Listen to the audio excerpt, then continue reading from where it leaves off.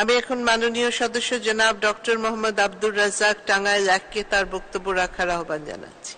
আপনার সময় 5 মিনিট। মাননীয় স্পিকার, এই মহান সংসদে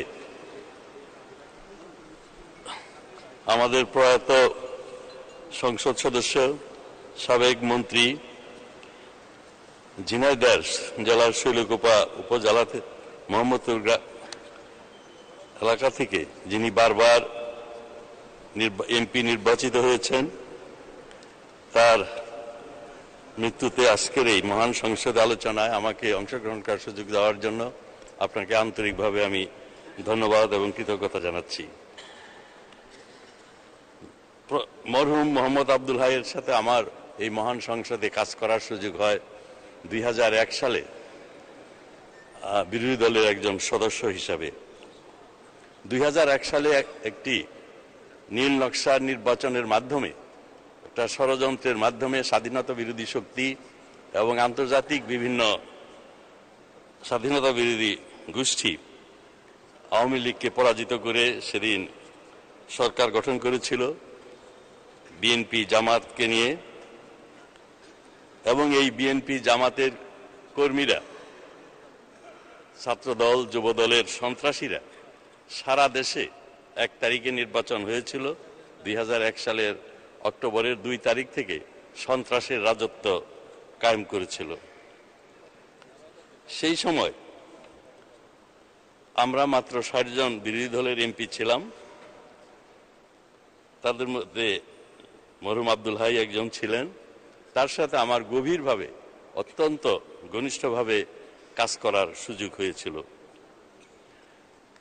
শুরুর দিকেই আমি এই ঝিনাইদহে বিএনপির সন্ত্রাসে আক্রান্ত কর্মীদের বাড়িঘর দেখার জন্য, তাদেরকে সমবেদনা জানানোর জন্য, তাদের পাশে দাঁড়ানোর জন্য মাননীয় প্রধানমন্ত্রী, আমাদের দলের সভানেত্রী জননেত্রী শেখ হাসিনার নির্দেশে ঝিনাইদহে আমি এবং কর্নেল ফারুক খান গিয়েছিলাম।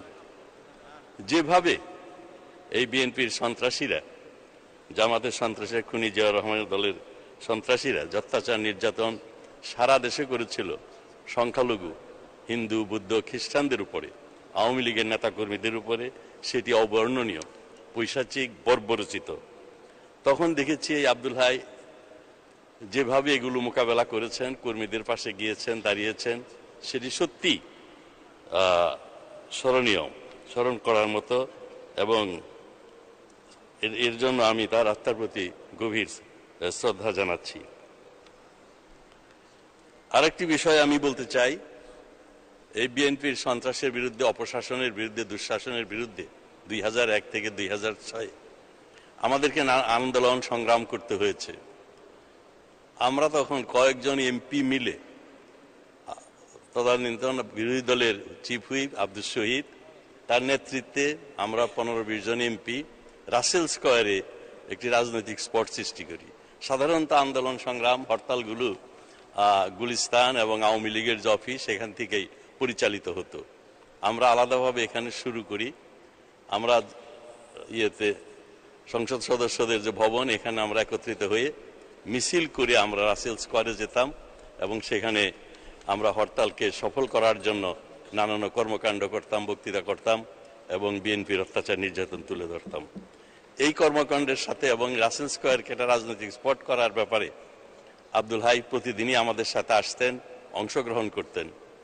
আমি এজন্য তার প্রতি খুবই শ্রদ্ধাশীল এবং আমি মনে করি যে সেই সময় বিএনপি যেভাবে অত্যাচার নির্যাতন করেছে, বিভিন্ন রাজনৈতিক কর্মকাণ্ডের মাধ্যমে আমরা সেগুলো মোকাবেলা করেছি।